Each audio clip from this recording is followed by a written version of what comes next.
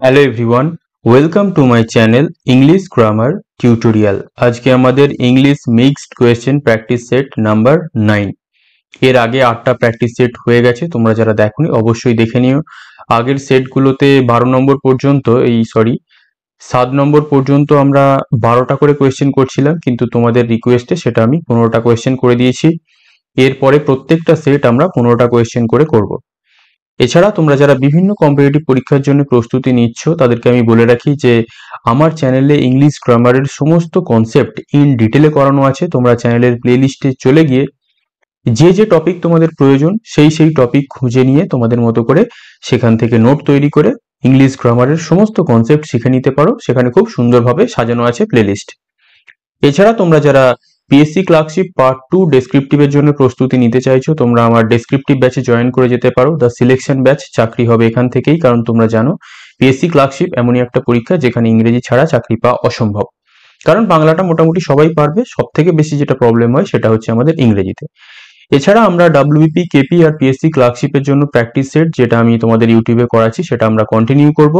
এবং এই ক্লাসগুলো শুধুমাত্র একটু অ্যাডভান্স লেভেলের স্টুডেন্টদের জন্য, যারা একদম বিগিনার, যারা মোটামুটি ইংলিশ গ্রামারের কোনো নলেজ নেই, তারা কিন্তু এই ভিডিওগুলো একটু স্কিপ করার চেষ্টা করবে। আগে তোমরা একটা ভিত তৈরি করার চেষ্টা করবে ইংলিশ গ্রামারে, ভোকাবে, তারপরে এই যদি ভিডিওগুলো দেখো তাহলে তোমাদের উপকার হবে। তাহলে চলো বেশি কথা না বাড়িয়ে আজকে আমাদের ক্লাস শুরু করব। প্রত্যেকটা কনসেপ্ট বা প্রত্যেকটা কোয়েশ্চেন আমি ইন ডিটেলে তোমাদের বুঝিয়ে দেবো। প্রথম কোয়েশ্চেন কি বলছে? C dash for the poor and the sick for 10 years. সে গরিবদের জন্য এবং দুস্থদের জন্য 10 বছর ধরে কি করছে? আমরা জানি কোনো বছর ধরে কিছু করলে সেটা হয় প্রেজেন্ট পারফেক্ট কন্টিনিউয়াস, না হলে পাস্ট পারফেক্ট কন্টিনিউয়াস, না হলে ফিউচার পারফেক্ট কন্টিনিউয়াস। তাহলে প্রথমে ওয়ার্কস আর উইল ওয়ার্ক এটা কেটে দেবো, কারণ একটা হচ্ছে প্রেজেন্ট ইনডিফিনিট আর একটা হচ্ছে ফিউচার ইনডিফিনিট। একটা কি, এটা হচ্ছে আমাদের পাস্ট পারফেক্ট, পরেরটা হচ্ছে আমাদের প্রেজেন্ট পারফেক্ট। এই দুটোর মধ্যে আমাদের কনফিউশন হতে পারে। আমরা তাহলে এটা কি করব? এখানে আমাদের বলা নেই যে সে অতীতকালে করছিল এবং অতীতকালেই শেষ হয়ে গেছিল। তাহলে আমরা এখানে জানতে পারছি যে সে বিগত 10 বছর ধরে গরিব এবং দুস্থদের জন্য কাজ করছে, এবং আমরা ধরে নেব যেহেতু অতীতের কোনো কথা উল্লেখ নেই, তাহলে সে বর্তমানেও এখনো কাজটা করে চলেছে। তাহলে এখানে সঠিক উত্তর হয়ে যাবে present perfect has been working. কেন? কারণ প্রেজেন্ট পারফেক্ট মানে আমরা জানি অতীতে কোনো কাজ শুরু হয়েছে এবং বর্তমানে এখনো পর্যন্ত সেই কাজটা হয়ে চলেছে, এটা বোঝাতে আমরা প্রেজেন্ট পারফেক্ট কন্টিনিউয়াস টেন্সের ব্যবহার করি। কনসেপ্ট লিখে রেখে দেবে, ঠিক আছে? Next, because it was a stormy night, কারণ এটা একটা খুব ঝড়পূর্ণ রাত্রি ছিল। He dare not go out in the dark, সে অন্ধকারে যাওয়ার সাহস পায়নি। নো এরর, এটা হচ্ছে মোডাল অক্সিলারির কনসেপ্ট। আমাদের দুটো কনসেপ্ট মনে রাখতে হবে, একটা হচ্ছে ডেয়ার নট আর একটা হচ্ছে নিড নট। এই দুটো মোডাল ভার্বের পর যখন আমরা কোনো মেন ভার্ব বসাই, তার মাঝে এই টুটাকে আমরা বসাই না, ডাইরেক্ট আমরা মেন ভার্ব বসাই। ঠিক আছে, ডাইরেক্ট আমরা মেন ভার্ব বসাই। তাহলে এখানে দেখো হি ডেয়ার নট এর পরে একটা টু আছে, তাহলে এখানে টুটা বসবে না, কাটা যাবে, শুধু গো বসবে। তাহলে আমরা কি কনসেপ্ট মনে রাখবো? ডেয়ার নট, নিড নট, এগুলোর পরে আমরা কোনো টু প্রেপোজিশন বসাবো না, সেটাকে আমরা আন্ডারস্টুড করি, তাই জন্য আমরা ডাইরেক্ট মেন ভার্বটাকে বসিয়ে দেবো। ক্লিয়ার? এটা হচ্ছে modal auxiliary verb, dare not, need not. Concept লিখে রেখে দেবে।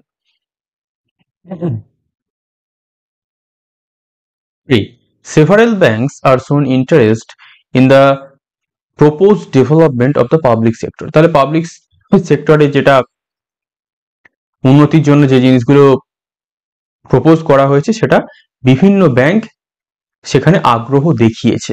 তাহলে এখানে সেভারেল ব্যাংকস তারা আগ্রহ দেখিয়েছে, তাদের উপরে কোনো কিছু করা হয়নি। তাহলে এখানে দেখো যেটা আর আছে, তাহলে এটা কি হয়ে যাচ্ছে আমাদের? এটা হচ্ছে আমাদের প্যাসিভ সেন্টেন্স হয়ে যাচ্ছে, কিন্তু এখানে আমাদের কোনো প্যাসিভ সেন্টেন্স বলেনি। আমরা এখানে direct present perfect tense have বসিয়ে দেবো, কারণ সেভারেল ভার্বস এটা হচ্ছে একটা প্লুরাল ভার্ব, এই প্লুরাল সাবজেক্ট, সেই জন্য আমরা হ্যাভ বসালাম। তাহলে several banks have shown interest. আর আমরা কি যদি আর বসাতাম, তাহলে সেভারেল ব্যাংকের যেটা সাবজেক্ট ছিল সেটা অবজেক্টের মতো ফাংশন করতো, এবং যেন মনে হতো এর উপরে কিছু চাপিয়ে দেওয়া হয়েছে, কিন্তু চাপায়নি, তারাই ইন্টারেস্ট দেখিয়েছে। তাহলে এখানে সাবজেক্টে যেহেতু ফাংশন করেছে, আমরা কিসে লিখবো? এটাকে অ্যাক্টিভ ভয়েসে লিখবো। প্যাসিভ লেখার কোনো প্রয়োজন নেই। ক্লিয়ার? তাহলে আমাদের কোথায় ভুল আছে? আমাদের পার্ট বি তে ভুল আছে। Clear? Next, shut the door. Imperative sentence, voice change আমরা জানি, ভয়েস ন্যারেশন সমস্ত কনসেপ্ট কিন্তু আমার চ্যানেলের প্লেলিস্টে করানো আছে, তোমরা গিয়ে সুন্দরভাবে সমস্ত কোর্স দেখে নিতে পারো। শাট দ্য ডোর, শাট হচ্ছে, এটা হচ্ছে একটা মেন ভার্ব। আমরা জানি ইম্পারেটিভ সেন্টেন্সে সাবজেক্ট থাকে না, কারণ প্রত্যেকটাতে ইউ উহ্য থাকে। তাহলে শাট দ্য ডোর যখন থাকবে আমরা লেট দিয়ে শুরু করব, let the door be shut, let the door be shut. কেন let the door be shut হলো? কারণ লেট বসাবো, তারপর যে সাবজেক্ট ছিল সেটাকে বসিয়ে দেবো, তারপর আমরা একটা বি ভার্ব বসাই। এবার আমরা জানি কি শাট, শাট, শাট, এর ভার্বের তিনটে ফর্মই একই। তাহলে শার্টেড ভুল, বাই ইউ ভুল, এখানে দা বসানো হয়নি সেই জন্য ভুল। তাহলে ইম্পারেটিভ সেন্টেন্সের ভয়েস চেঞ্জ এটা। ক্লিয়ার? নেক্সট 5, 5 কি বলছে? Rahul said yes I am mistaken. Rahul বলেছিল যে হ্যাঁ আমার ভুল হয়ে গেছে। তাহলে Rahul said yes I am mistaken, কি বলছে? রাহুল সেড প্রত্যেকটাতে আছে যে সে স্বীকার করেছে। তাহলে রিপোর্টিং যে ভার্বটা আছে সেটা পাস্টে আছে, তাহলে এটা আমাদের হয়ে যাবে, যেহেতু প্রেজেন্ট ইনডিফিনিট পাস্ট ইনডিফিনিট হয়ে যাবে। কোথায় পাস্ট ইনডিফিনিট আছে দেখা যাক। তাহলে প্রথমটাই আমাদের ভুল, দ্বিতীয়টাতে আমাদের ঠিক হতে পারে, থার্ড ঠিক হতে পারে, ফোর্থও ঠিক হতে পারে, দেখা যাক। তাহলে এখানে যদি সাবজেক্টটা আমরা রিপোর্টিং ভার্বের কি সাবজেক্ট অনুযায়ী বসাই, যখন এদিকের যে সাবজেক্ট সেটা যদি ফার্স্ট পার্সন হয়, কি মনে রাখবো? এটা যদি ফার্স্ট পার্সন হয়। ন্যারেশন চেঞ্জে সমস্ত নিয়ম করিয়ে দিয়েছে। তাহলে হি ওয়াজ অন মিস্টেকেন, এখানে অনের কোনো উল্লেখ নেই। আর দ্যাট আই ওয়াজ মিস্টেকেন, তাহলে আইটাকে আমাদের কিসে পরিবর্তন করতে হবে? হিতে, কারণ রাহুল হচ্ছে একটা থার্ড পার্সন সিঙ্গুলার নাম্বার। তাহলে সেই কনসেপ্ট অনুযায়ী আমাদের উত্তর ঠিক হয়ে যাবে কি Rahul admitted that he was mistaken. Clear concept? এবং হি ওয়াজ মিস্টেকেন এটা হচ্ছে আমাদের প্যাসিভ ভয়েসে আছে। 6 কি বলছে? You shall get all the information if you read this book carefully, no error. তাহলে কোথায় ভুল আছে আমাদের বের করতে হবে। আমাদের একটা ওয়ার্ড মনে রাখতে হবে, সেটা কি? ইনফরমেশন। ইনফরমেশন এটা হচ্ছে একটা নাউন, এবং এই নাউনটাকে আমরা কি করতে পারি না, এই নাউনটাকে আমরা প্লুরাল করতে পারি না। ক্লিয়ার? তাহলে এই যে এসটা আছে, এই এসটা এখানে হবে না, এটা আমাদের সবসময় কি ইনফরমেশন সিঙ্গুলারই থাকবে, তথ্য। তাহলে অপশন বি তে ভুল আছে, নোট ডাউন করে রেখে দেবে। এররের সমস্ত কনসেপ্ট কিন্তু আমার চ্যানেলের প্লেলিস্টে করানো আছে, নাউন, প্রোনাউন, অ্যাডজেক্টিভ সবকিছু তোমরা প্লেলিস্টে গিয়ে দেখে নিতে পারো। Give me the book dash fail of the table, আমাকে সেই বইটা দাও যেটা টেবিল থেকে পড়ে গেছে। তাহলে এখানে হু হতে পারে, হুম হতে পারে, হুইচ হতে পারে, হুজ হতে পারে।